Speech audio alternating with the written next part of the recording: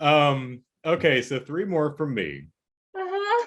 I watched Scarface. Not Yes. that one, the one from 1932. The Oh, original one, right? hey. I have seen the one God the Al Pacino one. When the hell did that come out? I don't know. 80 80. something, yeah. Yeah, I Late. have seen that one, and I saw Scarface on the. I did not realize it was a remake. I saw the 32 version sitting on Criterion. I'm like, and I read the description, and it's like, the mobster guy does things. I'm like, what is it?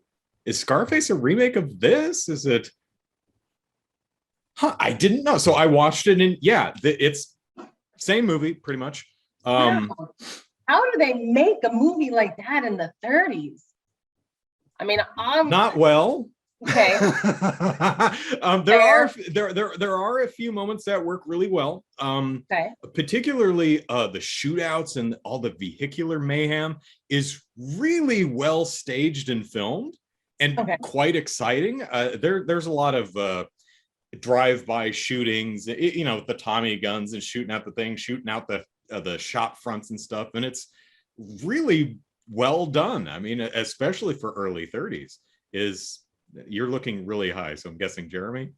No, no, no, he's in Dallas. Oh, is She, Olivia perched on something really particularly high? All right, we'll move the camera around. What is she on? That's higher. You're looking high. You're looking. There's a cat tower over there, but it's not that tall. no, she did the big stretch with the back up, and I was like, Oh, okay. so she's just right there. She's thinking about coming down, so maybe we'll get Is a. she on top of her cat tower, or is she like climbing the curtains or something? Oh, she does both. I didn't know there was a thing there. Because you were looking really high. I'm like, where is she? She's just right. Hold on, I'm dropping things. I gotta unscrew this from the desk. Oh, okay, yeah. What? She's like, what? What? So anyway. All right. All right, please continue. Um, Face. So the shootouts were good and the chases were good. And yes, but the story doesn't work. The characters are one note. The humor is discordant, and the acting is just all over the place. It's a really tough sit. How long is it? That's a good question. I don't remember. It's not. I don't recall it being like over 2 hours. It's probably an hour and a half or something like that. But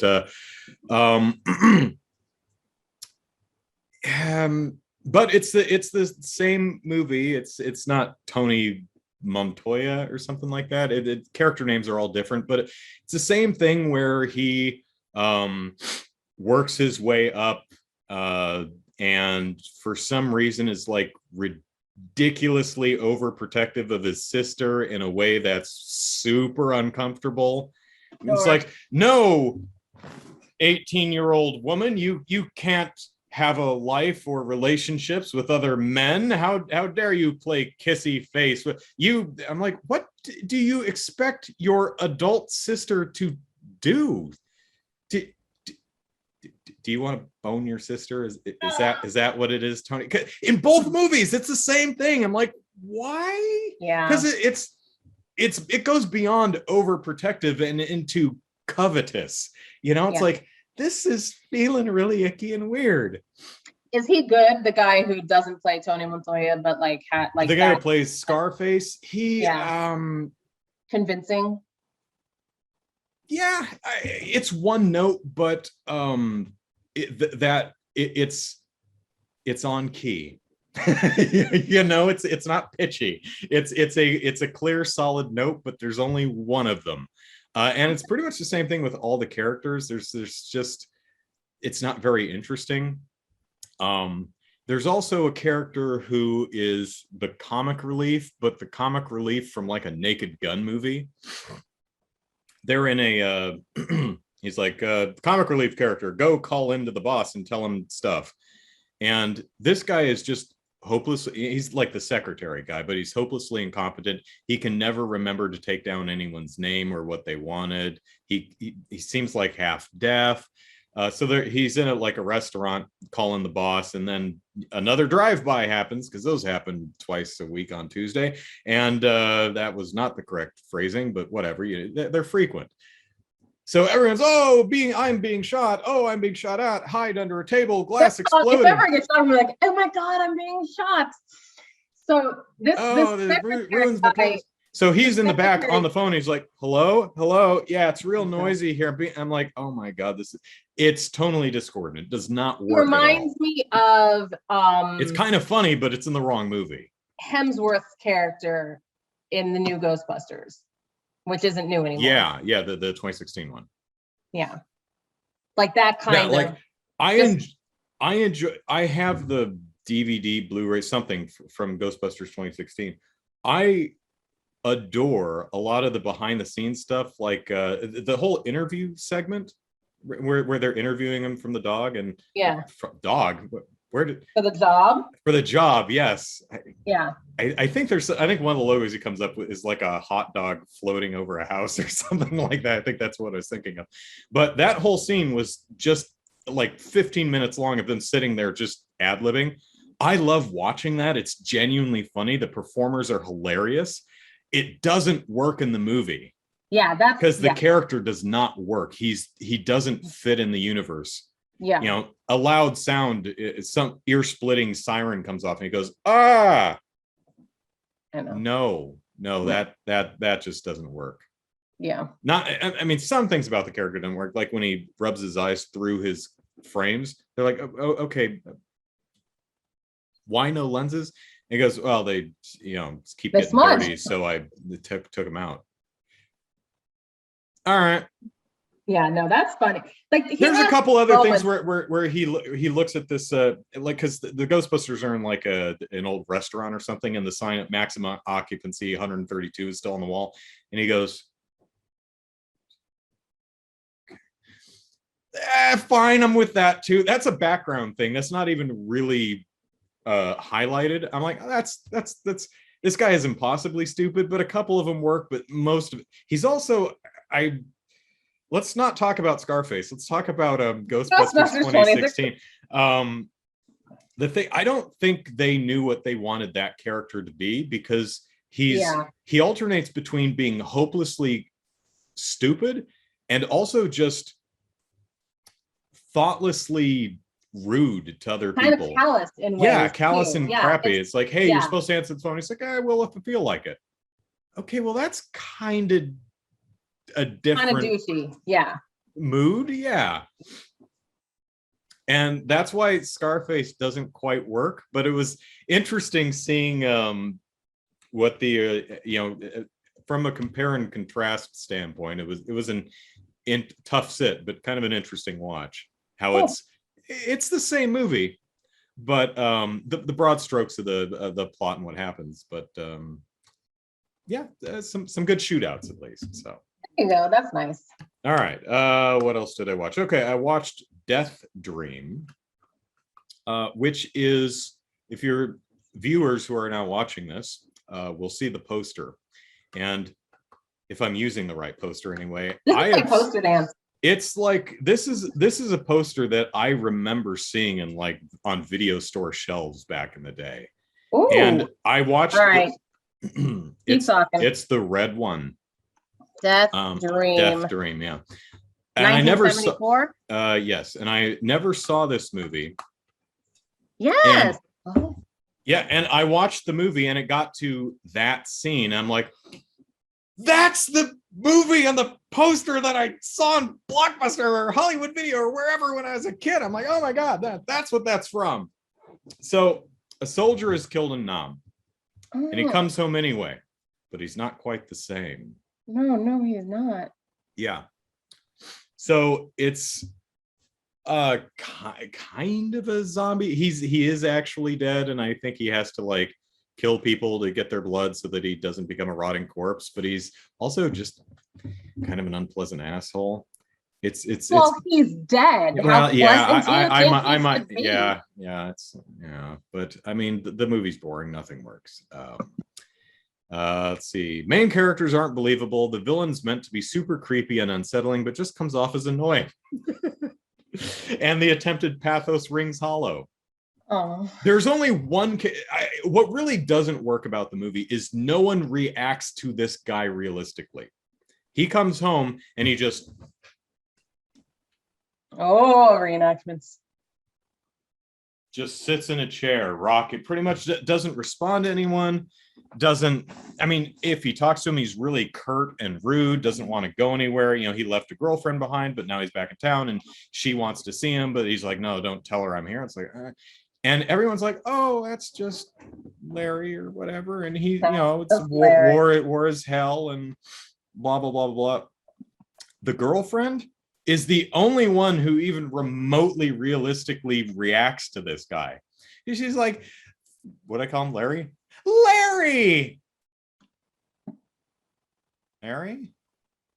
Okay, I'm starting to think that this whole thing is a bad idea. I don't know if I want to go out on a double date with you anymore. You know, she looks scared and uncomfortable, but kind of peer pressured into going out. She's the only one who even remotely feels like she's reacting accurately. So I can't. Go ahead. No, I was gonna say I can't at this exact moment pull out like a reference, but that's to be a trope of like a lot of movies, like even Edgar in Men in Black, where he's wearing his skin suit and the wife just goes, it looks like you're wearing a skin suit or whatever she says. But that's a comedy. That's a comedy, but like your skin's hanging off your bones. Yeah, that's right. But like there are a lot of like that's a trope in things when people come back and they've either been possessed or they're actually dead or they're zombified, whatever the thing is, and people just go about their day like, oh, blah, blah, blah, blah. And I think it just points out to like, you know, how self-involved we as people are, that someone could literally be in a rocking chair dead, not speaking to us, and we're just like walking through and going out about, you know, ourselves. I'll give a credit. The doctor guy, he reacts fairly as I would expect him to.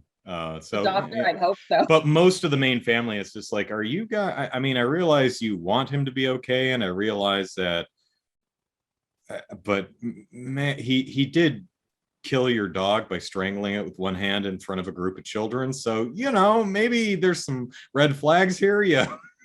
Might want to. Oh gosh. Let's see. I had something else to say about this. I don't remember what it was.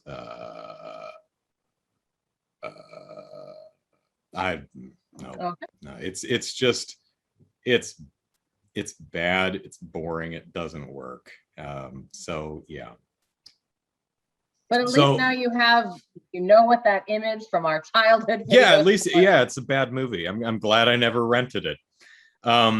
So far, Kate was okay, but you know, nothing special. Miss 45 was pretty bad. Night Books didn't really do it for me. Scarface was kind of boring. Deathdream is just garbage. Bad September thus far. But The Man Who Cheated Himself, a movie from 1950. Ooh. This is, okay, the premise is, here's what I wrote. A cop covers for his lover who murdered her husband, who she thought was going to kill her. Are you following that? Okay, so there's a woman and she's married. Yeah. She's having an affair with a cop, right? Okay. She thinks that her husband is plotting to, because she's rich, is plotting to kill her. So she kills him, and her lover who she's cheating on, the cop, covers it up and ends up investigating that crime with his brother, who is just assigned to him. So he's got to investigate his own crime and keep it from his brother, who's his partner on this investigation. Oh my God, this movie is so good. Is it? Okay. It is really, really good. I really enjoyed this movie. It's a great premise, and it's actually done really, really well.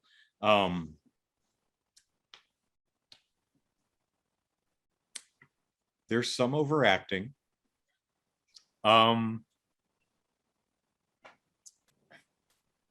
1950s overacting. Really, the only one who didn't work for me was the wife, the murderer. I'm not familiar with the actor, but they were really going for the film noir femme fatale kind of archetype, and she doesn't have it. I know a bunch of actors from that era who could have nailed that role, but she's not bad. She just doesn't totally work. She didn't sell it for me.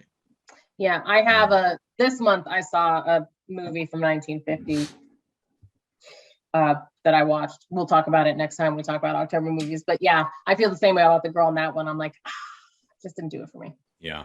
Also, because the movie was made in 1950, it ends the way it has to end, because it's the 1950s and you can't show bad guys getting away with anything. So that does undercut the tension a little bit. Will they get away with it? This is 1950. No, they won't.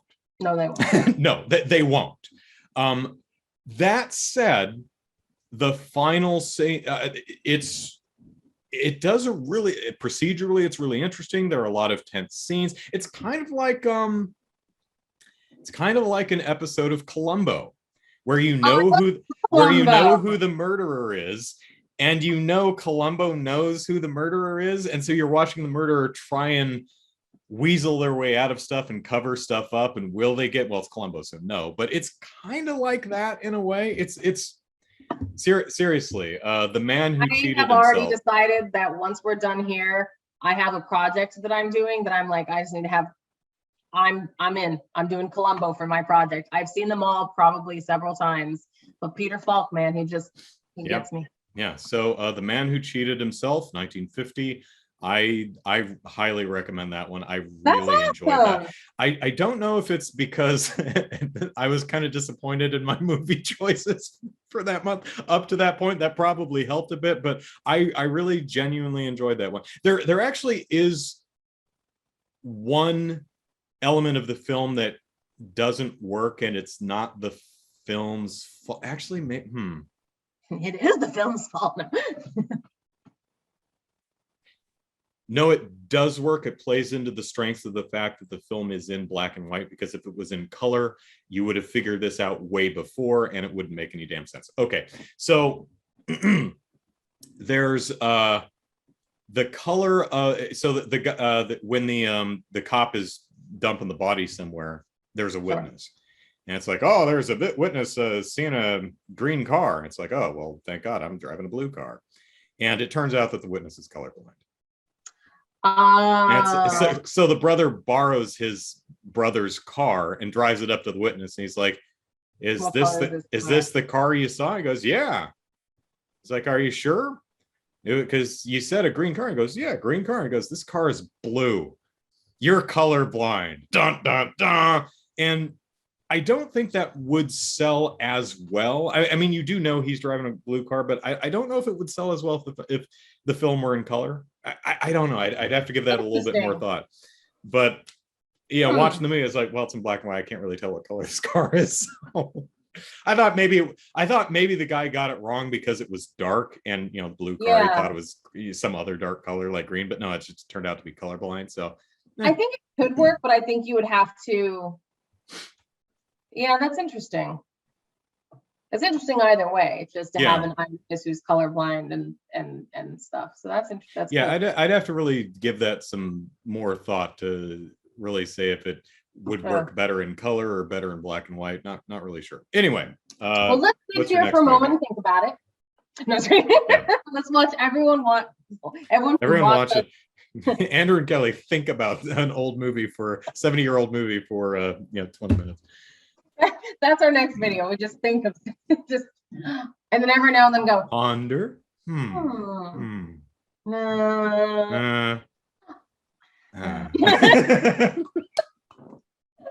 I saw next movie. Freeguy. So the next yeah. Yes, and again, it's everything you want it to be. And heard it's great, but honestly, it looks like a movie about video games by people who have never seen video games. I have heard the exact opposite from people who've actually seen the movie, though. So maybe it's just the trailers. So yes and no. So it definitely is sort of, I'm, as much as I like video games, as much as I have played video games, I don't do and been a spectator in video games, of course. Mm-hmm. We have never done the communal type play. You know, like I've never done like the closest. Fortnite and stuff, yeah. So I don't do those. Doom was that way, wasn't it? Where you like, and then what was the one that? Not originally, no, but you know, stuff like Quake was more, it could be, or Unreal would do the multiplayer stuff. Yeah. But this is that massively multiplayer open world kind of a game. Yeah. So it's one of those games that, and I've never played, like, you know. They're not for me now. Like the whole play with other people. Yeah. Why would I want to do that? No, I play video games to get away from other people. That's like that's my whole thing. Yeah. So I can't fully speak to but it looks and feels pretty like, yeah, that's probably what it is, because there's like a hangout place where if you go into, it's like the lobby of, you know, like where you first go when you enter the world, you go into the lobby and like pick your quest or whatever, you know. So like there were things that seemed to track well for, you know, a multiplayer universal like game. And it was and there is a backstory and reason as to why Ryan Reynolds is a little bit more like self-aware. Yeah, I was gonna say sentient, but like, yeah. Sure. So self-aware and like knows, you know, and can think for himself and might, you know, decide to veer off of his path. So, anyways, so yeah, it's really, and it's just a comedy and hilarious, which a comedy should be. Okay, quick. I'm sorry to interrupt. Quick question. No. Does any video game character at any point fall through the map?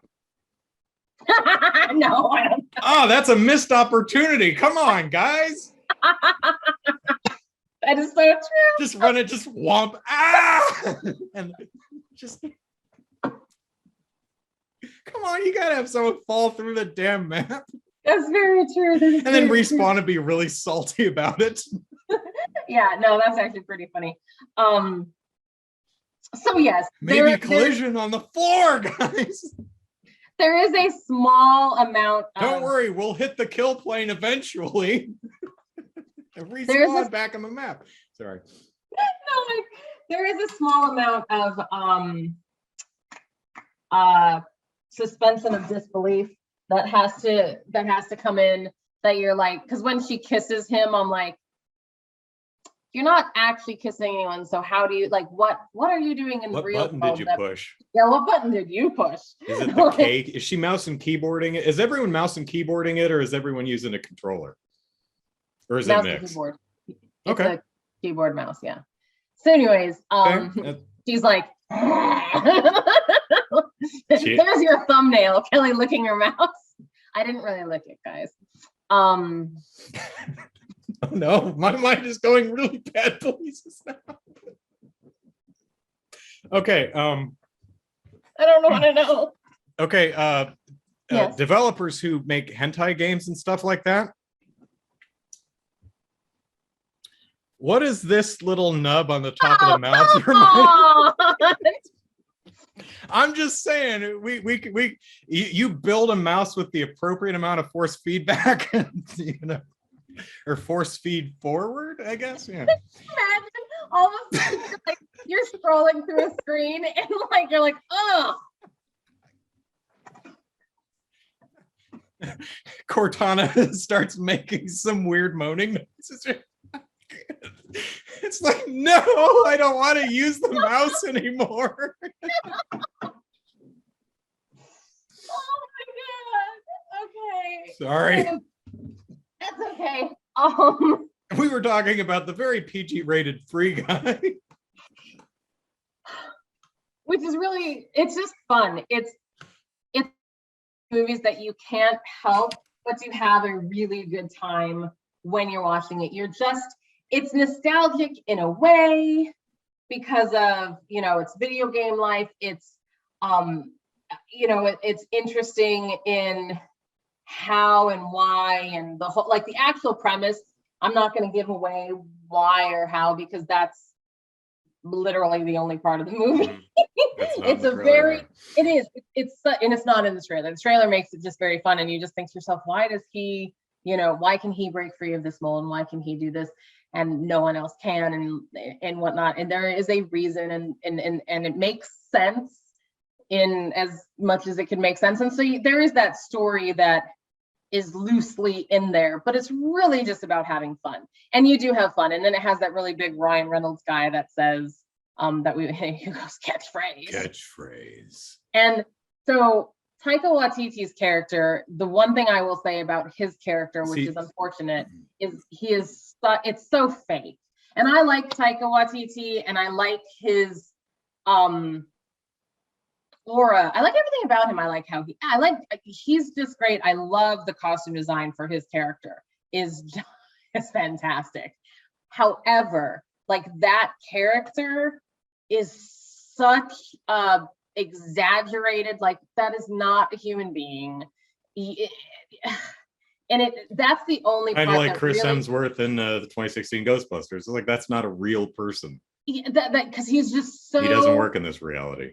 He's just so angry, and he's like, I don't care. Just, and like he's this guy who wants all of this money, and then he's like, shut it down because I want to kill this AI and I want to do this. And you're just like, so you want to kill the most popular aspect of your game that's drawing eyeballs from around the world and getting it and featuring it on Jeopardy? Not thinking, and then he like starts. I haven't seen the movie, but that doesn't seem like a good. And then he starts like taking the axe to like the servers and stuff. You know how people do when they get all like, right. You gotta shut it off. So I'll just you could unplug it. Take an axe to all these servers, and I'm like, it's just not a realistic portrayal of someone who created all like everything else. But in the actor's defense, wow, the publisher's going to be pissed. Like he unless it's a self-published game. I don't know. Yeah. So, anyways, it's just one of those things that like. So his character will bring you out of it. Mm-hmm. Thankfully, they have the correct casting for it because whatever Taika does, you're just kind of like. He's fun to watch anyway. So, he's fun to watch. He commits fully, and his wardrobe is off the hook. Yeah. Like he definitely looks like that, young millionaire who became a millionaire or billionaire, whatever is important nowadays. Like $1 million doesn't get you crap, apparently. So do they do anything commenting on the actual issues with video game industries, like Taika Waititi saying, now, if you'll excuse me, I've got sexual assault allegations to ignore? Nothing like that. That'd be great. No, there's not. There's zero commentary. It is. It's just not what this movie's about. Okay, yeah, fair enough. Yeah, there's zero commentary. It's just anything about like exploitative monetization schemes, loot boxes, microtransactions, any of that?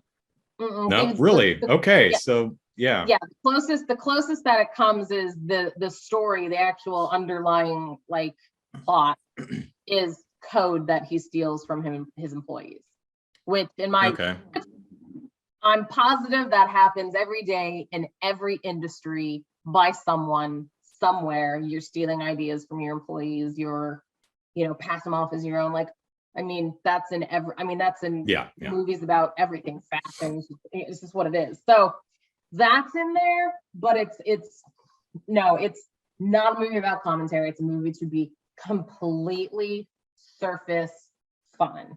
It's not trying to tell you or move you or get you thinking.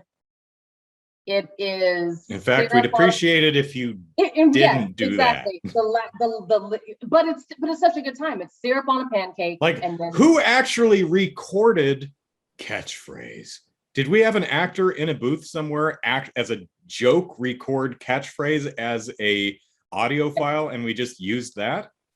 No, Where so did that clip, where did that audio clip sound file come from? It had to come from somewhere, unless all of the dialogue is in all the in-game dialogue is artificially generated, which maybe, but see, that's the kind of stuff where I'm thinking it's funny, but that wouldn't happen because no one would have a catchphrase sound clip. Right. It would have to be. It would just, I mean, something placeholder, like, let's go. Where? Let's go. It's just the only sound clip they have. They just grabbed a sound clip, threw it in there just to Oh, no, you froze. I froze? Oh, no, you froze, brother. Whoop, you froze. You froze. Oh, there you are. Whoop, and you're back. Am I back? You're back. Okay, so okay, you can see me, I can see you. Hi. You can hear me. Okay, we're good. Okay. Because what happened first is you just suddenly said you froze. I'm like not according to me, and then you froze. I'm like, oh shoot. So okay. So yes. So Freeguy. There you go. Now 3 more from you. One more thing about Freeguy. I did not realize until very late in the game, after Freeguy had been out, that the title Freeguy was referring to like a one-up, an extra life, a free guy, which I was like, is that maybe an East Coast thing? Because I've never heard anyone refer to extra lives or one-ups as a free guy. I have literally never used that phrase myself. I mean, I get what that means, but I've never heard anyone say that. Maybe an East Coast thing. I don't know. I think that Freeguy is just about his name is Guy, isn't it? His name is Guy. Okay. And that I looked at it. And he frees himself from the yeah. See, I looked at it in 2 different ways as a free guy. I looked at it as more as an action, like you need to free him, let's free guy, like as an free guy. Yeah, verb. Free him, like, jailbreak, free guy. And then I looked at it as is the free was an adjective, and he's just a free guy. He honestly can just think for himself and do what he wants. And so verb, adjective, noun. Nice. Yeah. So it was really funny though. There was one scene that so he goes and gets his coffee every morning. Is it at the same hot coffee? Yes. So he goes every morning at the same thing. And it's funny because you see the boards just say like whatever and so there's only one actual thing you can get or whatever there. And he goes, could you like make me a cappuccino or something? And like everyone stops and she looks at him and like they look over at the cappuccino machine, which is clearly there. It's been illustrated. And she's like, and after he leaves, she's looking at it and like, does this work? And it like gets her to think like, maybe I could do something. But like, it was like, she's like, I don't, it's really funny. That is kind of weird. Why doesn't this place sell cappuccino? There's a modeled cappuccino asset in the store. That's so funny about those kind of games, because so that to me was kind of like, it's true, because there are games. I mean, even in like my game in Animal Crossing, there are, oh my God, which I made a big mistake in Animal Crossing lately. But anyways, there are things that you just can't interact with, and I'm like, well, it's there. Why can't I? Did you see the direct yesterday, which is talking about the paid expansion and the title update on November 5th, I think? No, so I didn't. I know I catch those when I follow my YouTube people. Yeah. So some new stuff coming to Animal Crossing on. There are some new things on the 5th, and then there's going to be a paid $25 expansion where there's a new archipelago islands where you go and you can see them when you go swimming. Like you can see other islands. Oh, really? So the idea of it is you are designing homes for your animal friends for their little getaway abodes.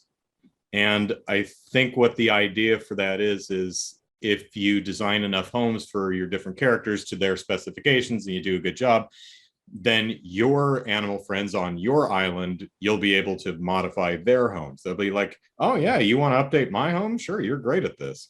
So it's kind of a circuitous path to, I don't like the way Benny the Weasel set up his house. Can I change stuff?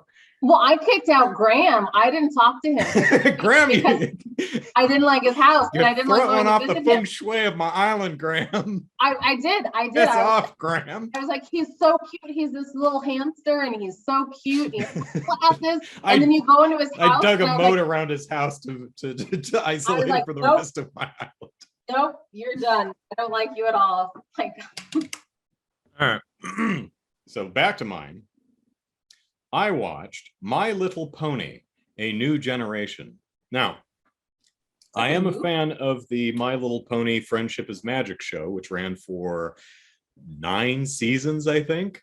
It's a fun show. I like it. So I had heard they were doing My Little Pony New Generation.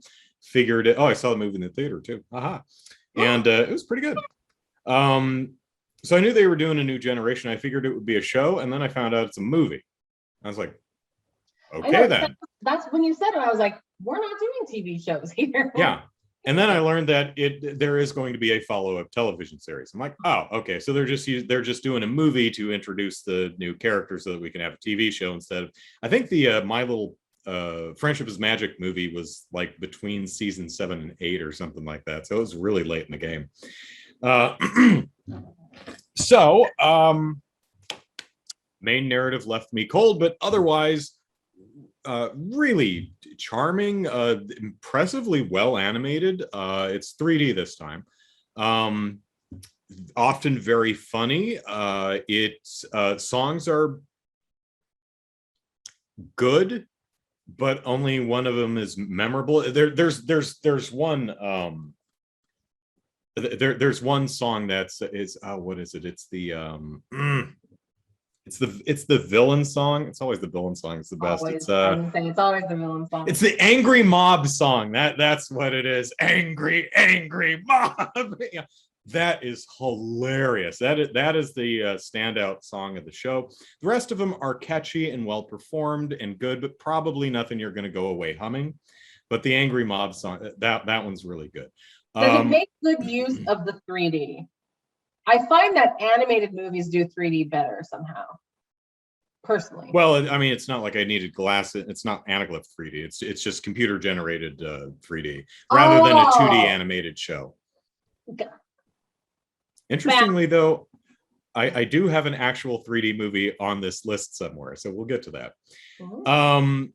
I appreciate that the main cast are not just all complete analogs of the Friendship is Magic cast. So while one of them is similar in a way to like Pinkie Pie, she's definitely her own character. I mean, she's got a different. She's definitely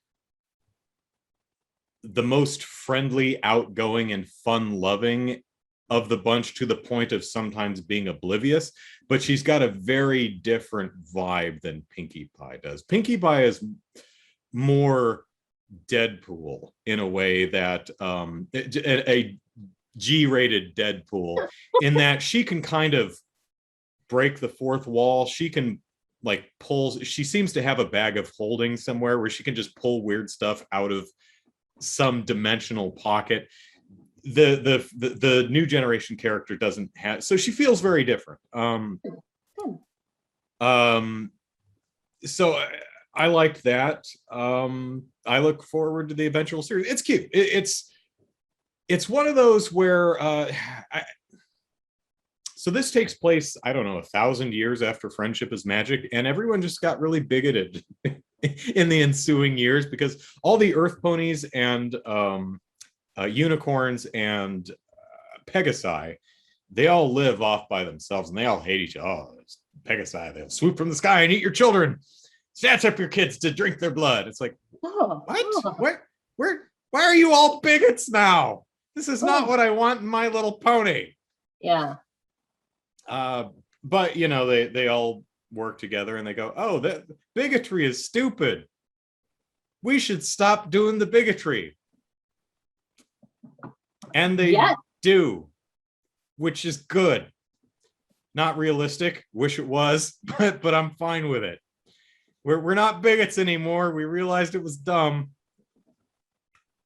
Good. Bravo. Bravo. So the main quest of the movie is the ponies are, it's a they're gonna go to each land and they pick up new friends along the way. So you start with one earth pony and you have a visiting unicorn. Yeah. And they go and then they find 2 Pegasi, and then one of the other Earth ponies chases them down. So you end up with a group of 5, and they gather the magical doodads to put together to save the universe. But it's not the magical doodads; it's the friends we made along the way. Oh. Yeah, sure, but yeah, fine. The narrative, whatever, but the characters are charming. It's well animated. The songs are solid with one standout. And the characters are not carbon copies of the Friendship is Magic cast. Oh, and there's also like a diversity of ponies in, it's not Ponyville, but wherever the hell they live, in that there's a variety of ages and genders, which when Friendship is Magic started, it seemed to be like all female ponies. Yeah. And then as they went along, they're like, they're dude ponies too, right? It's like, yeah, we should probably start introducing some males into the cast. And then they started introducing, they always had the Cutie Mark Crusaders, which were the young filly ponies. But they seem to be like the only kids. So then they added a school. But this one starts out, you see young ponies, you see teenagers, adults, old ponies. So you have it feels like an actual lived in town of ponies. Nice. Rather than just a bunch of 20-year-old women live here, which feels like a cult, less like a town and more like a cult. So yeah. It has a more realistic feeling location than Friendship is Magic started with. But all in all, I was pretty this 41-year-old man is pretty pleased with where My Little Pony is going next. So good. Love that. All right. Next,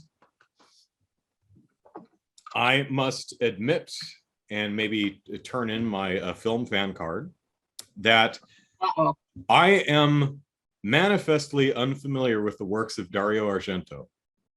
Yeah, right. Okay. I have seen, I believe, until now, before September, I think I had only seen one film from Dario Argento, and that was the not Black Cat, Two Evil Eyes, the anthology where it's 2 stories. One is directed by Romero and the other's Argento. I think that's the only one that I'd ever seen of his. So I said, I should remedy that. So I watched his first film, The Bird with the Crystal Plumage. Oh.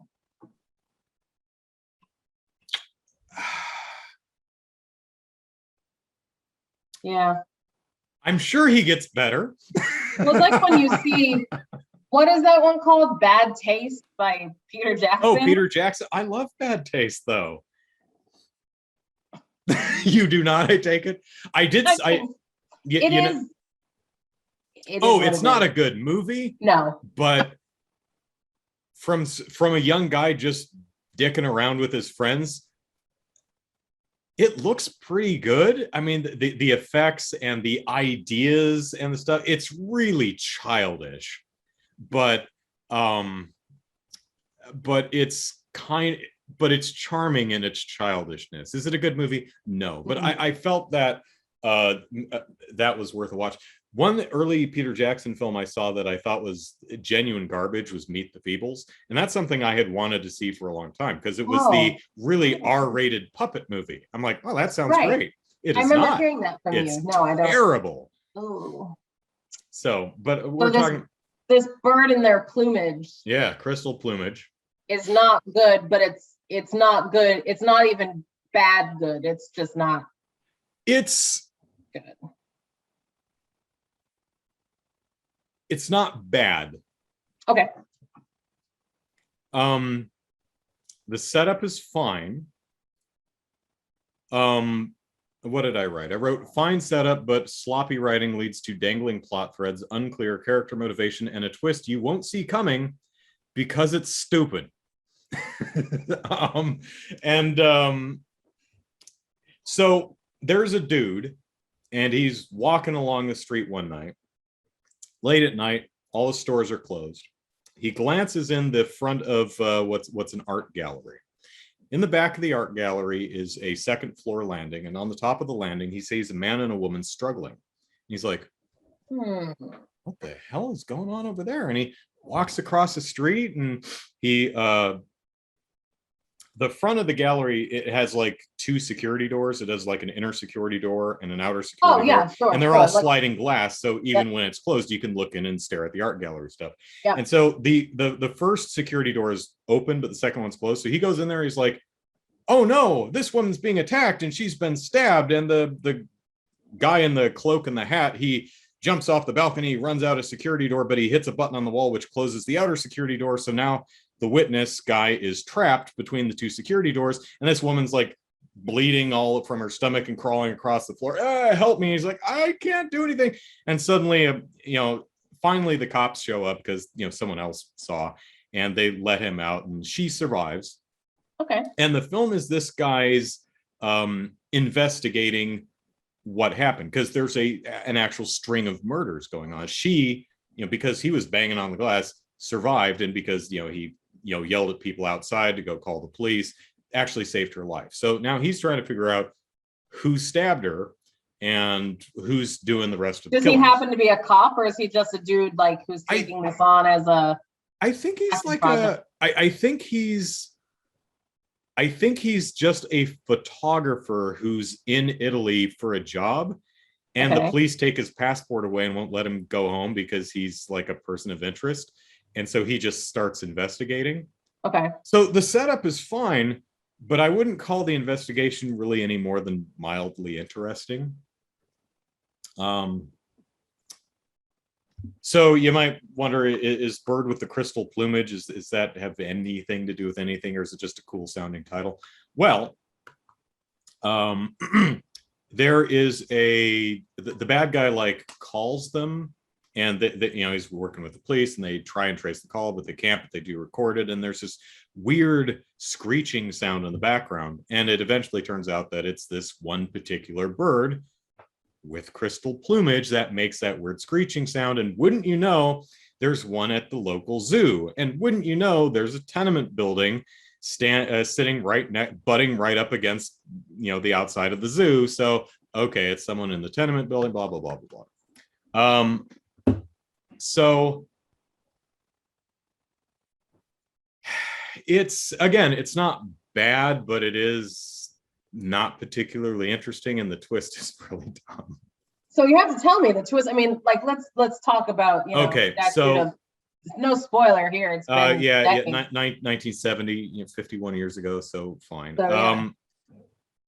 So I figured it would be the woman's husband, the co-owner of the art gallery, because that would make sense.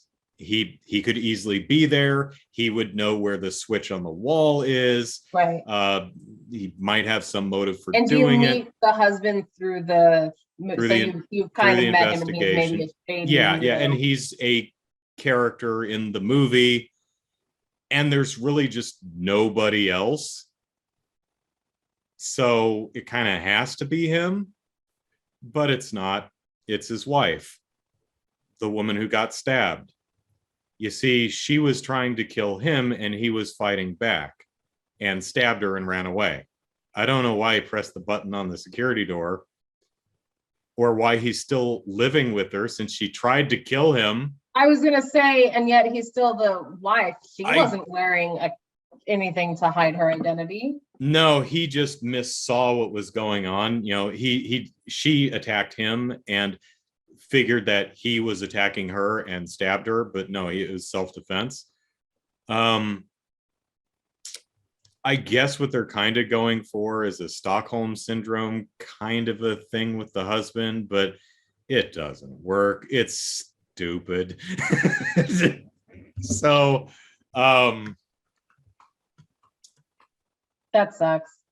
so I watched Argento's next movie, Okay, which is the Cat O' Nine Tails. oh yes. And That's what I've heard. this one is better than A Bird with Crystal Plumage Not saying in much. every way. Okay. More interesting characters, better mystery, satisfying and sensical conclusion, a bit abrupt, but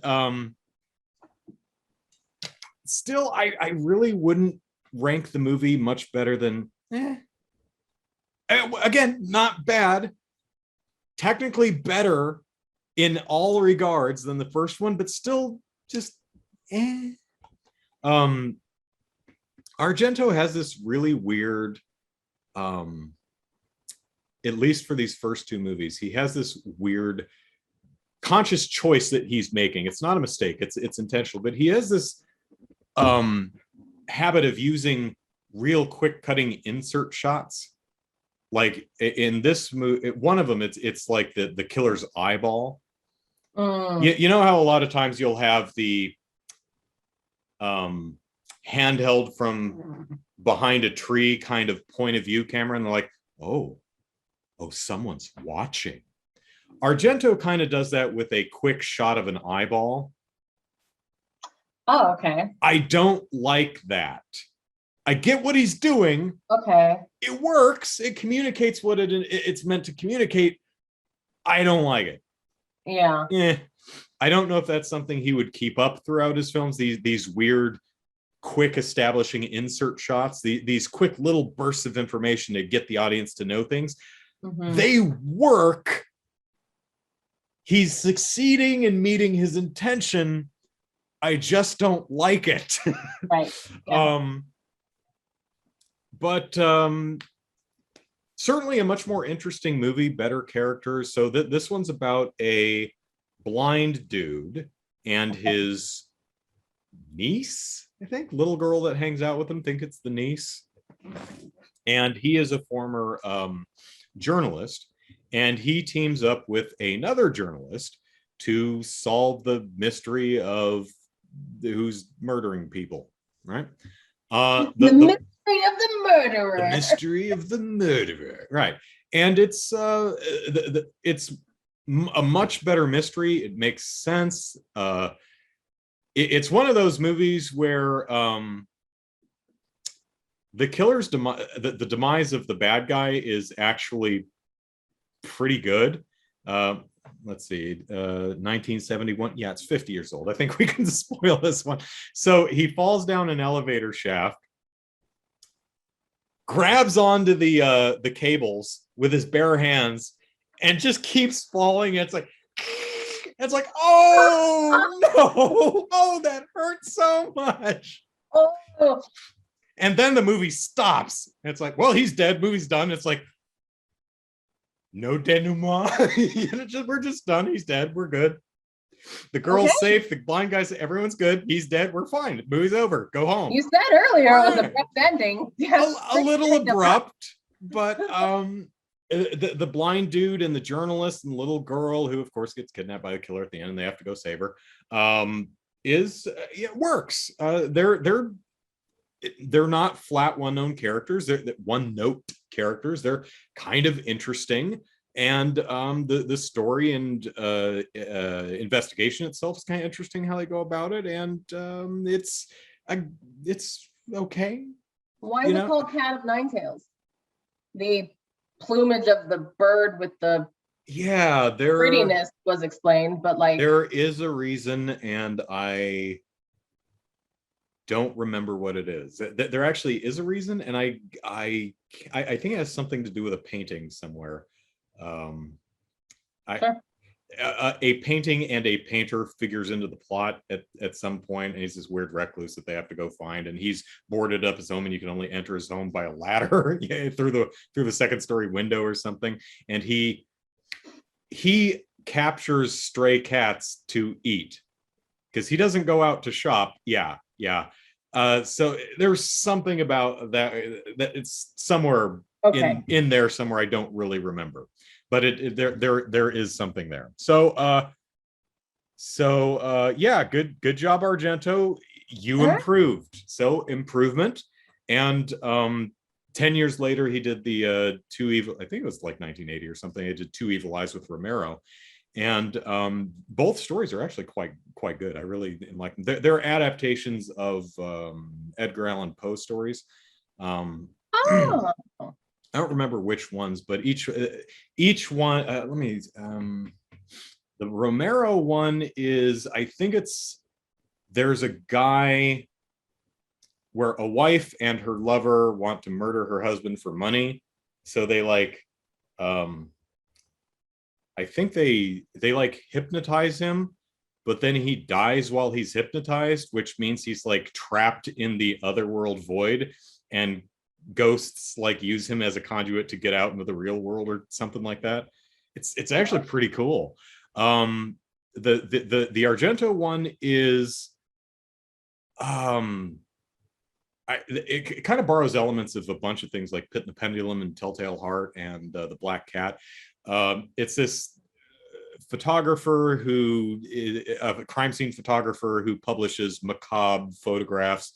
yeah. And he like kills his girlfriend's cat and then takes pictures and publishes a book.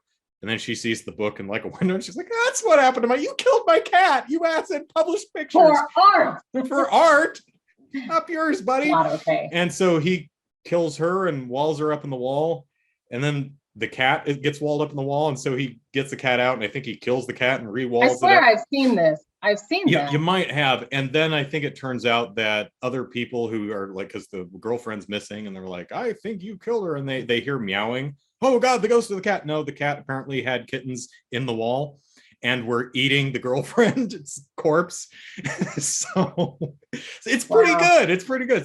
So I can't really recommend, unless you are looking into the progressive filmography of Dario Argento. I can't say I'd really recommend either Crystal Plumage or Cat o' Nine Tails, but I would recommend the anthology collaboration with Romero that he did a decade or so later called, I think it's Two Evil Eyes.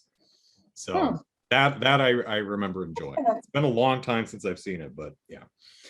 When you started describing that one, I was like, I have seen this. Yeah. So all right. Revisit. What's your last movie? Shang-Chi. Oh, okay. No spoilers, but go ahead. No spoilers. And the Legend of the Hidden Ten Rings.